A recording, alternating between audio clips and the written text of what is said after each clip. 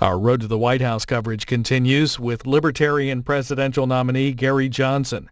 He spoke to the Detroit Economic Club about a recent television appearance in which he failed to answer a question about the military conflict in the Syrian city of Aleppo.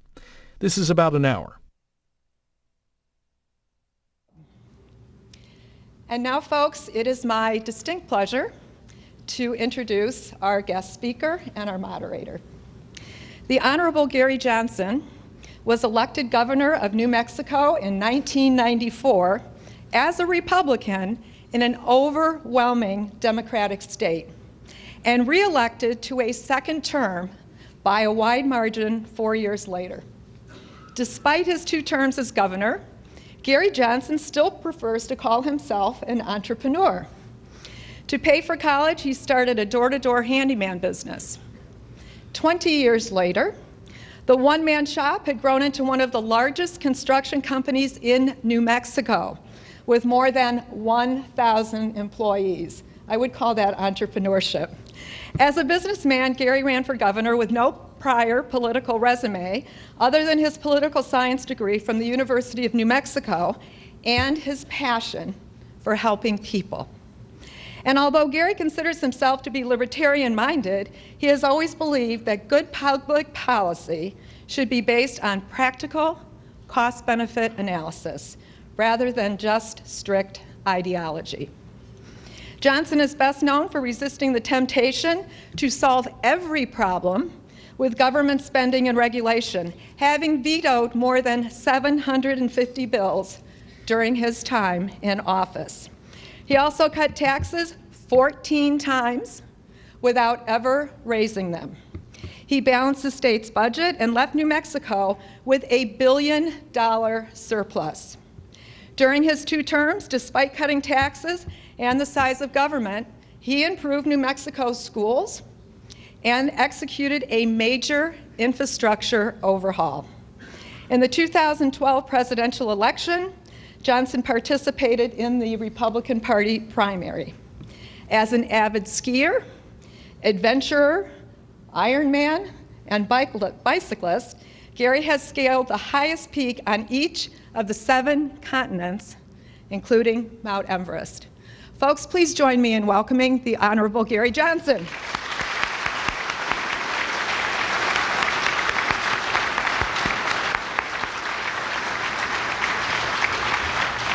Okay, Abdul Malik Shabazz. If you live in Indianapolis or Indiana, you know this man from TV, from radio, from print media.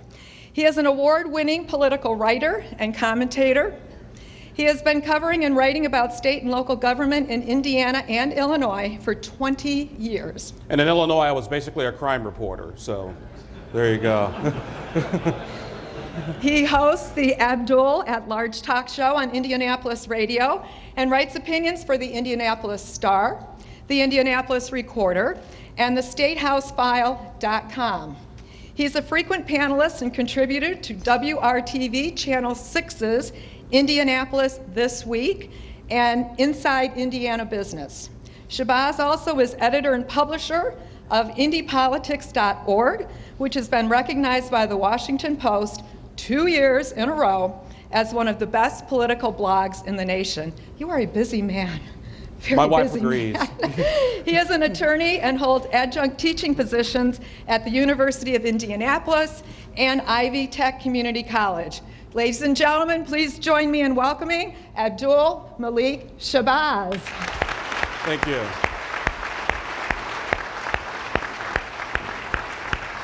And with that, Abdul, take it away. All right. First of all, I want to extend a hearty thank you to you folks here at the Detroit Economic Club for having me up here to play moderator for this forum discussion today.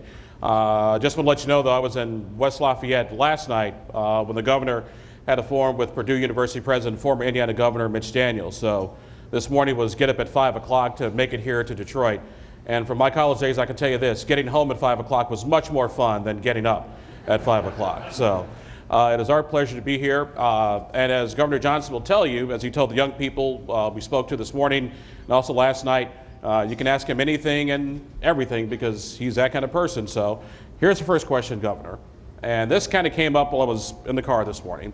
The last two times we had a president whose last name was Johnson, one got impeached and the other got us into Vietnam.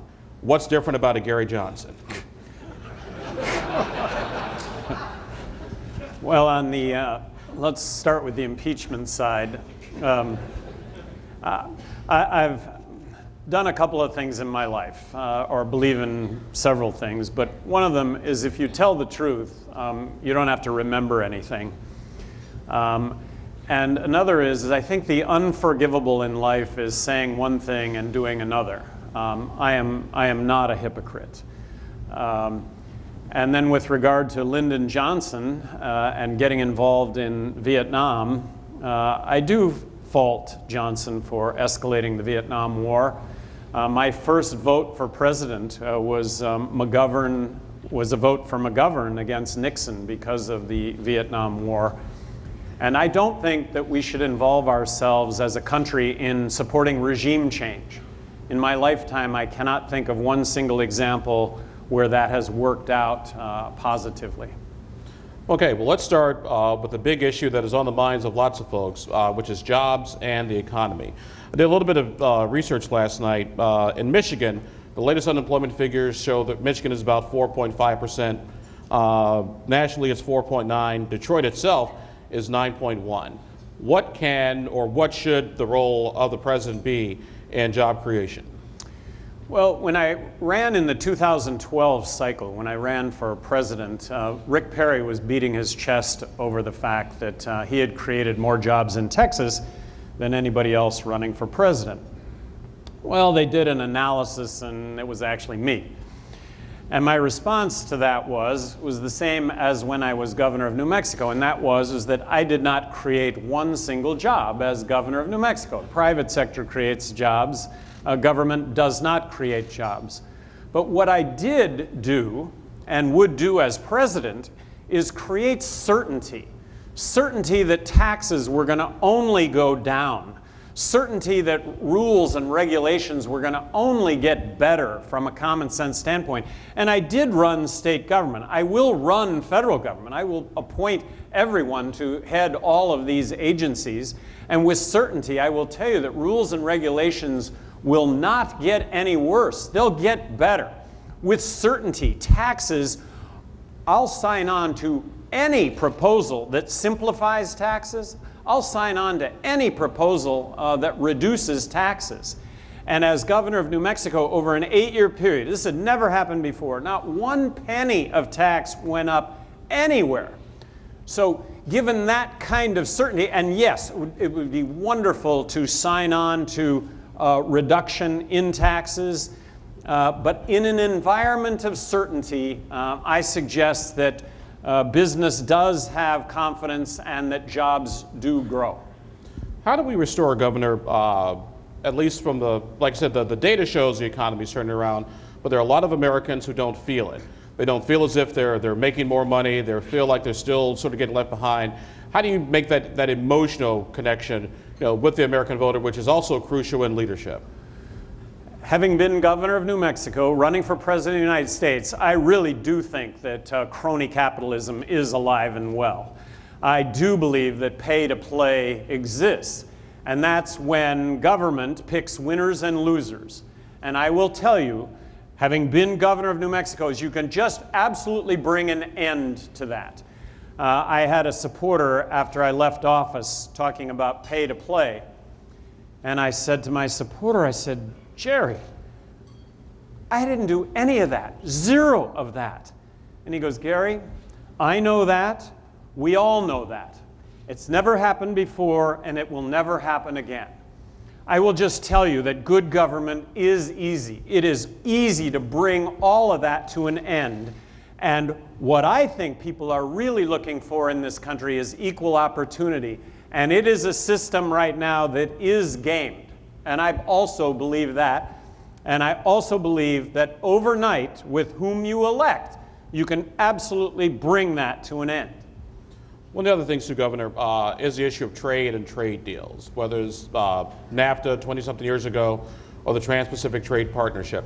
What is your opinion on trade? Are you a free trader? Are you a fair trader? Are you for tariffs? What is your position on trade? Well, I'm free trade, and that would mean no tariffs. Currently, of course, Donald Trump is talking about a 35% tariff on imported goods. Currently, that number is 1.4%. Well, who's going to pay for the 35%? I make the pledge that as President of the United States, I'm going to sign on to anything that makes things better. All right? Nothing is perfect.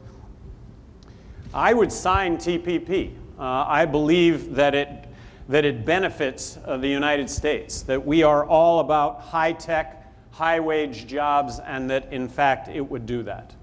What about the criticism that there's been these trade deals that have sort of undermined American businesses, particularly American manufacturing? Mr. Trump, when he talks about American jobs going overseas, he's going to go and bring those jobs back here to America.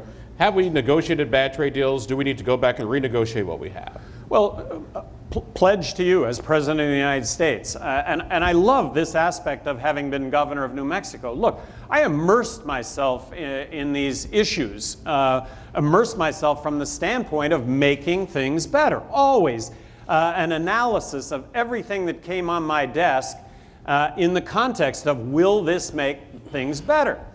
Now, saying that, I may have vetoed more legislation than the other 49 governors in the country combined. I vetoed 750 bills. Only 2 of them were overturned.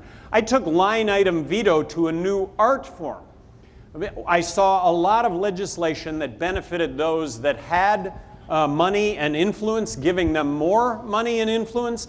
I saw a lot of legislation that politically was spending money that wasn't going to have any impact whatsoever on the issue itself. But I was also completely transparent, writing veto messages, going before the New Mexico people and explaining my side on all of this. I just think that it's significant that in a state that was 2-to-1 Democrat, me being fiscally conservative over the top, that I got reelected by a bigger margin the second time than the first time. I just think it speaks volumes to the fact that people really appreciate good stewardship of tax dollars. We are in Detroit, we are in Michigan, we are in the Motor City. The automobile bailout back in the last decade, would you have supported, and if not, what would you have done? Well, free trade. Free trade. That's about letting the market rule. So no, I would not have bailed out the auto industry. I would not have bailed out Wall Street. And I am not doing this in a vacuum. Jeff Myron is my economics advisor, the economics staff at Chapman University. No one on that staff believed that there would have been a catastrophic financial failure were we to have not bailed out Wall Street. They made horrible choices. They should have been rewarded with those by making those horrible choices by having gone bankrupt. We do have a mechanism for restructuring, and it is bankruptcy. I don't think that Michigan, the auto industry, would have died at all, but I think that government interjecting itself in business does, in fact, pick winners and losers. Let's change topics, switch gears a little bit to the other big issue that has surfaced in this presidential campaign, which is the issue of immigration. What is your position? Do you support path to citizenship?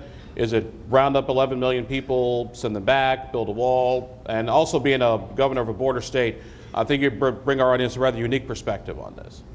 Well, I think that we should embrace immigration in this country. We're a country of immigrants, that immigration is a good thing. Wharton School of Business study 3 weeks ago in the Wall Street Journal. Wharton School of Business, let's see, that's Donald Trump's alma mater, right? Wharton School of Business came out with an analysis restricting immigration. It would have a negative impact on our economy, allowing for more high-skilled workers, immigrants to come into this country would have a minimal positive impact on this country. Increasing immigration, very positive impact on the economy. 11 million undocumented workers. I have to tell you, that is grounded, or the deportation of 11 million undocumented workers, that is grounded in untruth, that is grounded in misinformation. These are hardworking people who have come across the border, and they've come across the border undocumented because the United States has made it impossible for them to get a work visa. So we should make it as easy as possible for anybody that wants to come into this country and work to be able to get a work visa. And a work visa should entail a background check and a Social Security card that applicable taxes get paid. Building a fence across the border is just crazy. They are taking jobs that U.S. citizens don't want. They're the cream of the crop when it comes to workers. And if you talk about the deportation of 11 million undocumented workers in New Mexico, where 50% of the population is Hispanic, I'll tell you what, that's going to be a door-to-door, taking people out of their homes that they've owned for decades. 20, 30 years ago, undocumented worker was not the issue that it is today. 20, 30 years ago, it was because you couldn't get a work visa, the jobs were there, you came over, you bought a house, you had kids, your kids have now had kids, and now we're going to deport really leading citizens in communities in New Mexico. They're going to be deported back to Mexico. It's just wrong. Do we do citizenship or permanent green status, or you give them permanent residency? How do you deal with that? For the 11 million that are here, I think we should make it as easy as possible for them to come in the door and get a work visa. And as long as they've been law-abiding, they should be able to get that work visa. Comprehensive immigration reform needs to lay out a pathway to citizenship. No undocumented worker in this country currently should be able to jump the line when it comes to citizenship. But we need to establish citizenship. We are a country of immigrants, and if you look at our Medicare, if you look at Social Security, if you look at our economy, if you look at housing, I think we greatly benefit by increasing immigration in this country. One of the other issues, Governor, like I said, since we are in Michigan, I want to say if I was listening to the news program properly coming in today, Donald Trump is scheduled to make a visit to Flint, Michigan. The mayor of Flint, Michigan, along with Michigan's 2 senators, hold a news conference this afternoon on the Capitol steps to bring attention and awareness to the environmental crisis in Flint. From a libertarian perspective that fundamentally believes in less government, is that a situation that the government should be involved in? It's absolutely a situation that the government should be involved in. Government, I think, has a fundamental responsibility to protect us against those that would do us harm. In this case, pollution. And I support the EPA. When the whole Flint thing broke, as governor of New Mexico, I had a program that no one else had in the country, and I did it for 8 years. I had a program called Open Door After 4, where anyone in New Mexico could come and see me on the 3rd Thursday of every month, starting at 4 o'clock in the afternoon till 10 o'clock at night on 5-minute increments. Flint, Michigan would have come to me at Open Door After 4 if other avenues would have failed. And I guarantee you, if I wouldn't have done something at that first meeting, the second meeting, everybody from Flint would have been in that meeting on the second meeting, and I would have been in the middle of that. I don't want to point fingers. I don't know what happened in Michigan other than this really is a catastrophic failure of government and the inability to communicate, and that communication wasn't open. And as President of the United States, I'm going to actually have an Open Door After 4 policy as President of the United States. Obviously, there are some logistics that are going to have to go along with this, but I think it's a way to stay connected, and it was one of the most valuable things that I did. How do you draw that? Where do you draw that line, or where do you find that medium between overregulation versus legitimate health and safety concerns? Well, that's what I love about the job. I mean, that line there. What is over-regulation? What is just nuts? All right, and where's common sense in all of this? I come back to Open Door After 4. The state closed an underpass in northern New Mexico, saying that big trucks couldn't fit under the underpass, causing trucks to have a 6-hour detour every time they took that route. Trucker comes in, says, "Hey, they've closed this." I said, "Well, they closed it because your truck won't fit underneath it." He goes, "I've driven my truck 6 million miles, and I'll tell you what, I go underneath that bridge, and I go underneath that bridge at 70 miles an hour. There's nothing wrong with that bridge." I said, I'll get that bridge opened up tomorrow. I called the secretary of that department. He laughed at me and he goes, that bridge, trucks don't fit underneath that bridge. I go, yes, they do.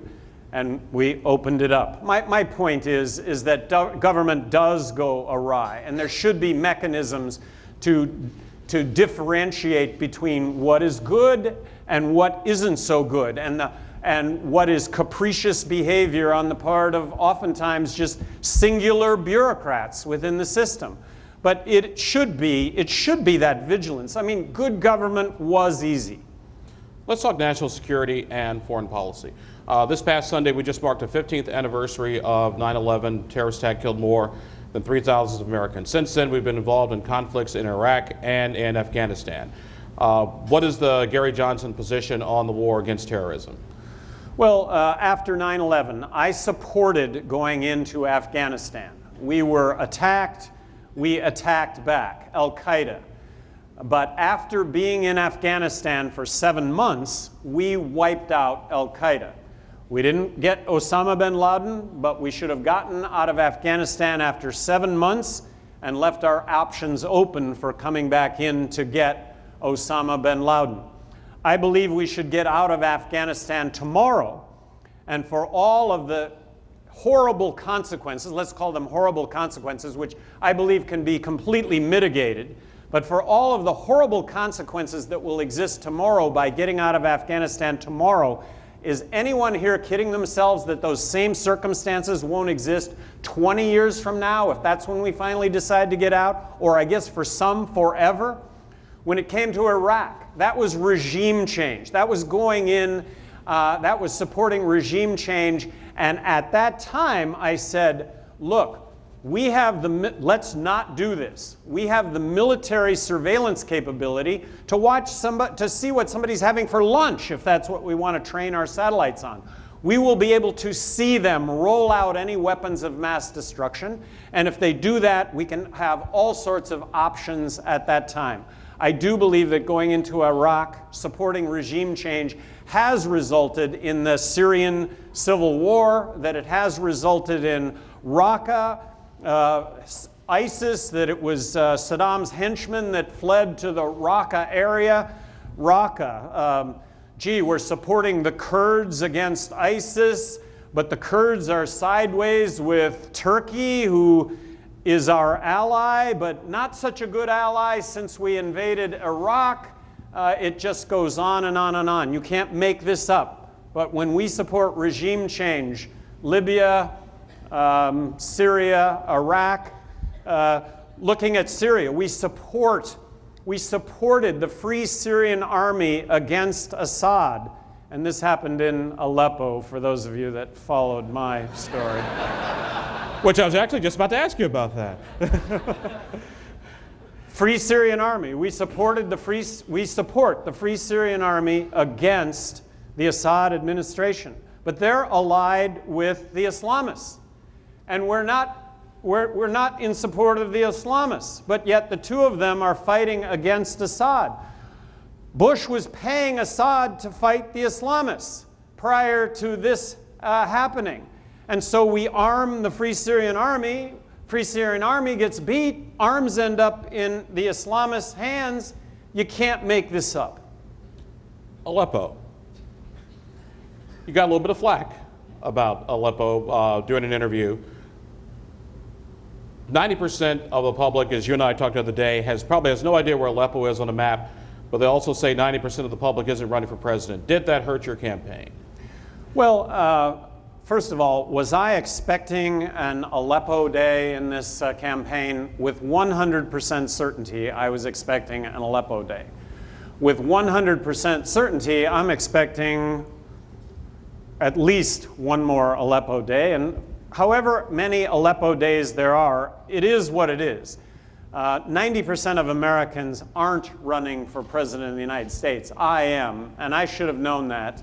And there's no excuse for having spaced on Aleppo, somehow thinking it was an acronym, but such is life. And I think also that it's indicative of all of our lives. I mean, all of our lives encompass mistakes. And it's really how we deal with mistakes that ultimately determine success. Every single day, each and every one of us are confronted with adversity. We can crawl up in a ball, declare ourselves a victim and give up, or, you know, smile on your face, this is the way it goes, and keep on. Smile on your face, get up the next day and keep on. The culture and American politics these days. Although we've always had a bit of a brash society when it comes to our American discourse, somehow lately it seems even more brash, more raucous. There's a school of thought out there that attributes some of this to social media and the fact we have so many news choices that individuals immediately go to the news source that justifies their world point of view and does not, try to get outside of those silos. As a presidential candidate, what do you do, or what can you do, or should you do anything to sort of break down those silos so we can actually have more, if not intelligent, civil discourse in this country? All right, let me offer three, and this is the sales pitch here today. Let me offer three scenarios for the upcoming election. And by the way, the third scenario, myself and Bill Weld, we are the only third-party candidates on the ballot in all 50 states. All right, we're it. That's it. So you elect Trump or you elect Clinton. Is the polarity in Congress going to get any better? Does anybody believe that they're going to get along when right now all they want to do is kill each other? No way. No way. Nobody believes that. Third scenario. Bill Weld, Gary Johnson, former governors, right down the middle. Fiscally conservative, socially inclusive, skeptical when it comes to military intervention, free traders, right down the middle, hiring Democrats, Republicans, libertarians, everybody be libertarian leaning, standing back and calling out both sides to come to the table to deal with the issues of the day. Being able to side with both sides on individual issues, really being able to come together, I think, in a really big way. I think that third scenario is the only scenario that has possibilities.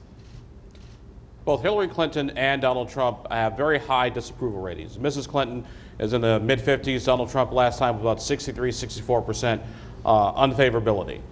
With that said, why is Gary Johnson having a hard time cracking that 15% to get into the presidential debates? Okay, here's the whole thing on polls right now. Is my name has never appeared on the top line of any presidential poll. Not one. Not one national poll has my name been on the first line. If Mickey Mouse were on the top line of a national poll right now, Mickey would be at 30, because Mickey is a known commodity. But Mickey's not on the ballot in all 50 states. So 70% of America doesn't even know that I exist. And unique today, 50% of Americans that are going to register to vote are registering as independent. Where is that representation? Well, currently, it's Bill Weld and myself. It's the Libertarian Party, right down the middle on all of this stuff. So what do you say to this individual who's in the audience right now? And there's likely one or two. They're listening to this conversation or watching it streamed by our friends in the media in the back. Says, hey, I really like this Gary Johnson guy. It makes a lot of sense. He's with me on the money, on the social stuff. I get it. But third party, I don't know. I feel like I'm just, the guy can't win. I feel like I'm wasting a vote. Well, what do you tell that individual? Well, first of all, that's key to all of this is the notion that you might be able to win. To win, and we still believe that we're going to run the table on this, but to win, we have to be in the presidential debates. Expected to garner more viewership than the Super Bowl. Can't win if you're not in the presidential debates. Well, you can't be in the presidential debates if you're not at 15%, and you can't be at 15% if you're not on the top line of these polls. And then 100% of the media starts off by reporting the top line. 70% of America does not know we are in this race. So what do I say to those that would say, gee, that's a wasted vote? A wasted vote is voting for somebody you don't believe in. Nothing's going to change if you keep voting one of the two major parties in office again. And they have become so polarizing that they've done this to themselves. So, pot, marijuana, what do you think? You knew the question was going to come up. Well, we should, in 1999, I was the highest elected official in the United States to call for the legalization of marijuana. Highest as in elected, not highest as in on something. Just want to make sure that...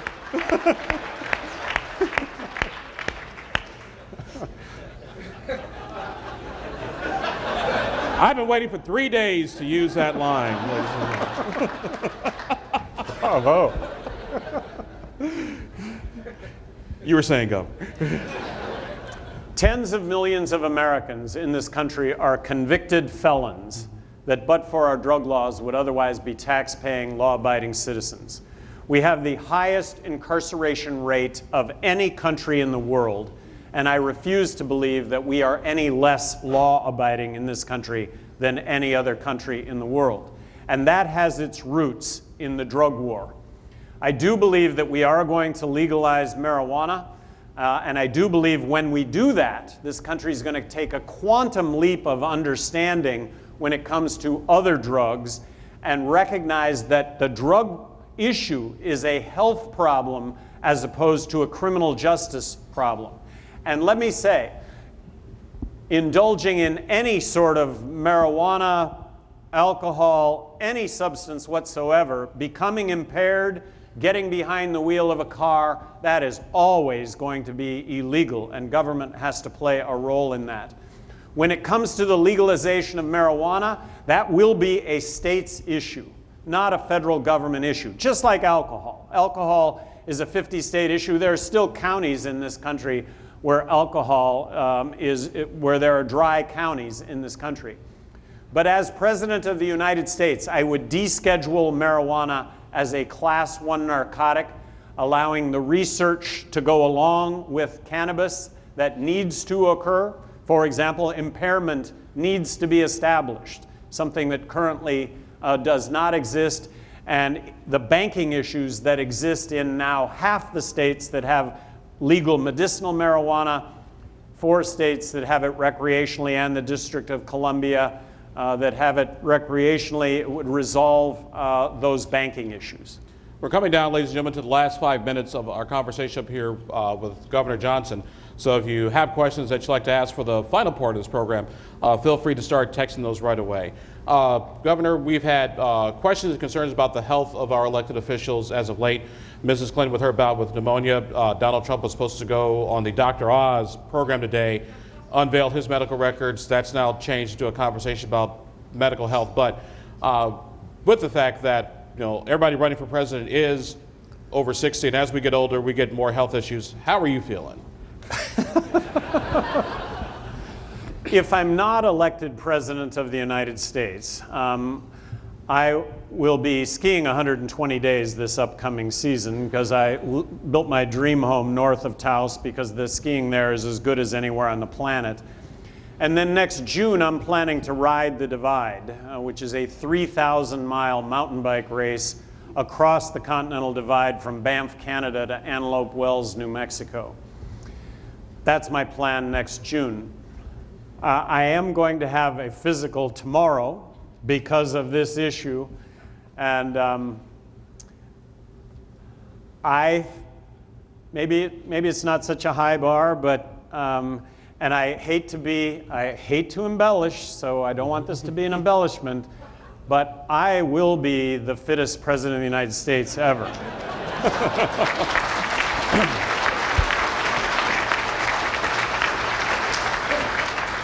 Governor, like I said, we're almost done with our conversation before we get questions from the audience, which you can text via the instructions in the packet. When you look around at America today, what would you say is our final question, our greatest challenge, but also what is our greatest opportunity? Look, I don't think life in this country has ever been better, ever. We get along with one another better than ever. We communicate better than ever. Our kids are smarter than ever. We have issues. Let me point out one of those issues. Let me say this.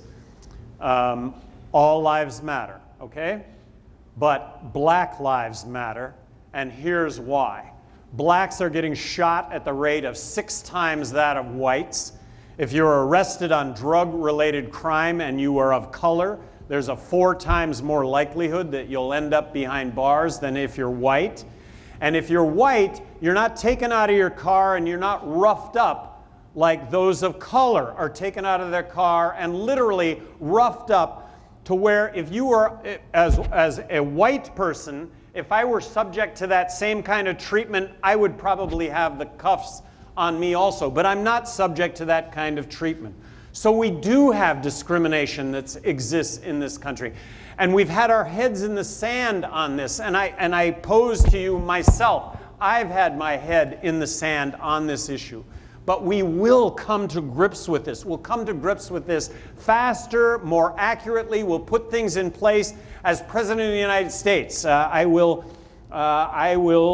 be in control of the Department of Justice, meaning having appointed the head of the Department of Justice. And threads can be looked at. Best practices in communities, worst practices in communities, be on that bully pulpit so that we can overcome the problems that we're facing. But this is America today. This is a wonderful place. We all know that. We all know it. Ladies and gentlemen, Mr. Gary Johnson, Libertarian candidate for President of the United States. Thank you.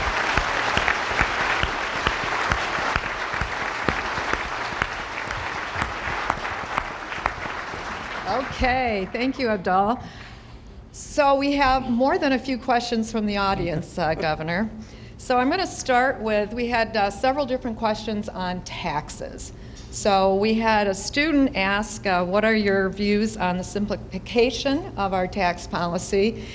We had several people wanting to know, how do you lower the budget and provide more services? How do we keep a robust military? And, so what is your view on taxation in general? Well, with certainty, taxes will not go up under a Johnson presidency. And I also say that with regard to Bill Weld. Not one penny of, neither of us raised taxes 1 penny.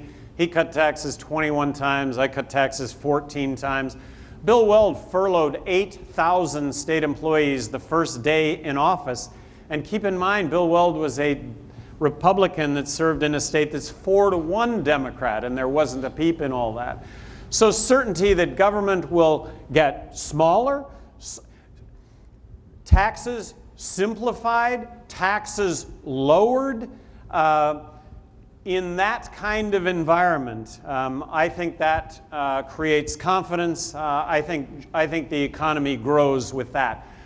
Reducing spending, which we haven't talked about, is so important in this equation. Look, Bill Weld and I are pledging to submit a balanced budget to Congress, a template for how you balance the budget in 100 days. Well, what's the significance of a balanced budget? It's for those kids that I talked to first in this morning. Look, my generation's going to get health care and retirement, and they're going to have to pay this?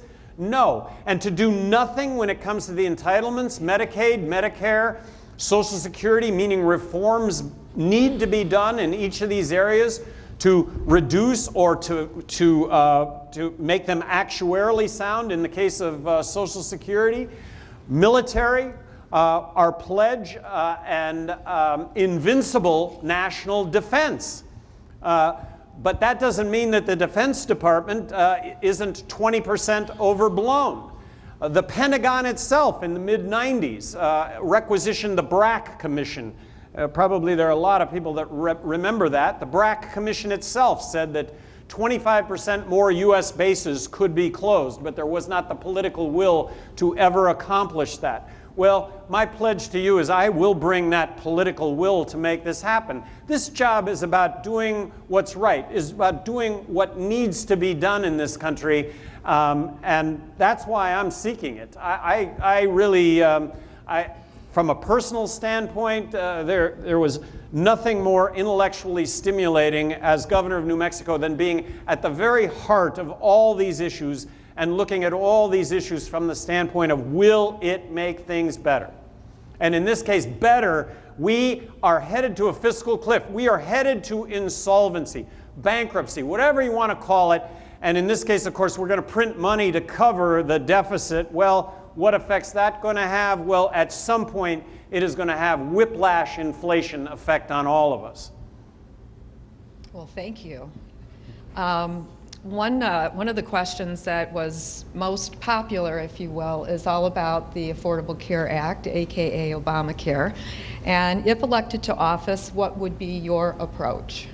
Well, that's another one of those Affordable Care Act. I do agree with Chief Justice Roberts that the Affordable Health Care Act is a tax.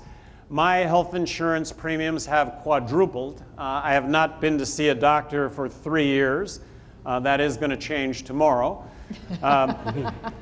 But with certainty, we're going to sign legislation that makes health care more affordable. We're going to sign on to legislation that makes it better. Well, what are the components that would make it more affordable and better? It would be opening up health care to the free market. And by the way, health care is as far removed from the free market as it possibly can be currently.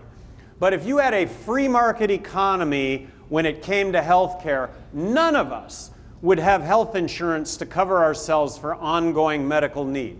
We would have insurance to cover ourselves for catastrophic injury and illness, and we would pay as you go in a system that I'm going to guess would cost about 1/5 of what it currently costs.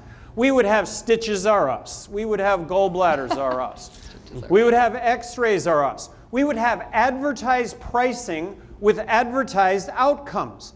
We go to the doctor today. We have no idea what it's going to cost. The person at the desk has no idea what it's going to cost. And when we get the bill, you know that nobody's actually paying that. Well, that's what we have today. And if we could have a genuine free market approach to healthcare, we'd also address health from the start as opposed to the result of poor healthcare. So diet and exercise, lifestyle would be such a huge component on the front end, but that it should be market-driven, should be free market-driven.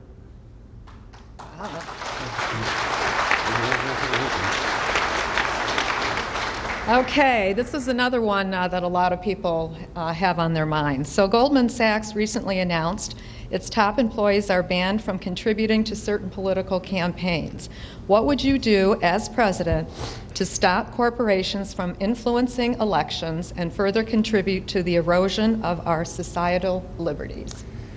I think the reform that's needed when it comes to campaign finance, number one, I think there should be unlimited campaign contribution. But I think that there should be 100% transparency, something that does not exist today. Contrary to popular belief, limiting campaign contribution is it's an incumbency protection act. The number one factor when it comes to voting is name familiarity, and if you've held an office, you have an upper hand over anybody else that's trying to gain that same office. So the super PACs today, zero transparency with the super PACs. Make it unlimited campaign contribution, but make it 100% transparent.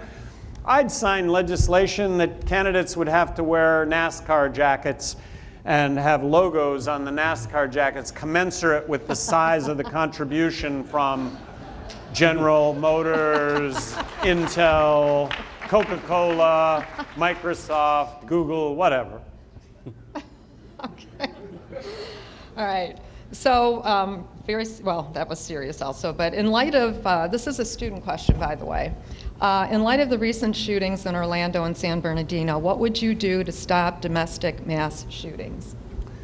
Well, first of all, what do you do to stop domestic shootings? We should absolutely, and I support the Second Amendment. That said, we should be open to a discussion on how we keep guns out of the hands of the mentally ill. We should absolutely be open also to a discussion and a debate how you keep guns out of the hands of would-be terrorists. As President of the United States, I would love to know what transpired between the FBI and the shooter in Orlando, in that the system obviously worked up to a certain point, but then it fell through the cracks. I'll bet the FBI has some really good ideas about moving forward. Bill Weld has said that we should instigate a task force, a large task force, to actually take these calls in and start to develop I don't want to call it program, but just a strategy for how to deal with would-be terrorists, which I think makes a lot of sense. Absolutely. So now we're going to switch to education. I'm going to combine two questions. So one is, in your opinion, what are some keys to restoring educational excellence in the U.S.? And then on top of that, and this is a student question, your campaign wants to reform education. So would school vouchers be a part of that? So the whole education issue, sir. As governor of New Mexico, I was the most outspoken governor in the country regarding school choice. I made a pledge as governor of New Mexico that I would increase educational funding as a percentage of the budget for each year that I was in office, and I did that. And so what I did every year is I put more money into education, which gave me the freedom to say what I said in New Mexico, which is we need to bring competition to public education. So for 6 straight years in New Mexico, I proposed a full-blown voucher system that would in fact have brought competition to public education. I do believe that education should be a state's issue, period. I do believe that if we had 50 laboratories of innovation and best practice, that we would have fabulous success in certain states that would get immediately emulated by other states. As President of the United States, what should the federal role be in education? I propose abolishing the Federal Department of Education, and here's why. It's strictly dollars and cents. Michigan gives Washington 13 cents, and then Michigan gets back 11 cents. How do you like that transaction? And then Washington says to get your 11 cents, you have to do A, B, C, and D, and it costs Michigan another 4 cents, costs Michigan 15 cents to get the 11 cents. Why not just leave the 6 cents in Michigan's hands from the very beginning and allow Michigan to compete with every other state where we would really have best practice? And I'm going to predict that best practice will be bringing competition to public education. Why are we still doing bricks and mortar? The model of the future when it comes to education is the Khan Academy. Kindergarten through a doctoral degree in any subject, and it's free. And many of you, I'm sure, are familiar with that. I think that many people think the Department of Education was established under George Washington, when the Department of Education was established under Jimmy Carter. And I have to tell you, has there been anything added since it's been in existence? I don't think so. Okay, thank you very much. Excuse me. We have 2 quick questions left. What impact will millennials have on this presidential election, and what is your plan to attract millennials? Well, in the polling that they have done, I'm leading in millennials 18 to 24. I'm second place in millennials 18 to 36. And there are probably some cringing here, whatever you define millennial 18 to 34. I think that the things that I'm saying not only attract millennials, but I think the things that I'm saying encompass what 60% of Americans believe. Now, that's my opinion, and I think that if I were allowed on the debate stage, I think my name familiarity would go from 30% to 100%, and I think that would bode well for actually becoming the next president of the United States. But With regard to millennials, we're leading in that 18 to 24 age group. I would also like to point out, and if I mentioned it earlier, it's a result of doing this all the time, and I really do enjoy being here. But there was a poll, have been 2 polls done now on active military personnel and whom they favor to be President of the United States. And in both of those polls, I am the overwhelming choice to be the next Commander-in-Chief. All right. So last question, Governor. So you and Governor Weld are frequently photographed playing chess while on the campaign trail. Who would you say is the superior player? So when Bill and I... You got you speechless on that one, didn't we? When Bill and I got together, I reread his Wikipedia page. And Bill, on his Wikipedia page, played 3 guys blindfolded in chess simultaneously. And then when we first got together, I said, Bill, you know, I'm looking forward to playing you in chess. He goes, oh, you play chess? I go, yeah. He goes, well, are you any good? And I go, well, I don't want to say that, but I really enjoy playing the game. Now, he has said this in front of national media. Bill Weld is the smartest guy in the room. He is. He is. Anyway, we played game number 1 finally, and I beat him. And then we played game number 2, and he said, you know, I underestimated you. I underestimated you, and I won't let that happen on game 2. And Bill Weld is a classy guy. He's saying this in front of national media. He's repeating this. Game 2, I guess I beat him again. So game 3 is looking grim. I'm sure game 3 is looking grim. I thought you were going to say 1 and done. Let's put while you're ahead. Abdul, Shabazz, thank you so much for traveling to our fair city to be with us and to do such a great job moderating. Governor Johnson, thank you so much for coming to Detroit. Thank you very much. Appreciate it. Thank you. And of course, ladies and gentlemen, thank you all. And with that, this meeting is adjourned. Thank you.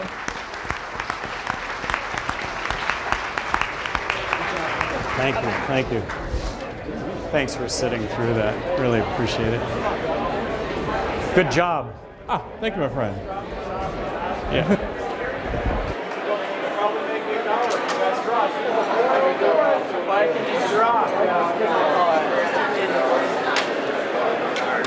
Thanks for coming.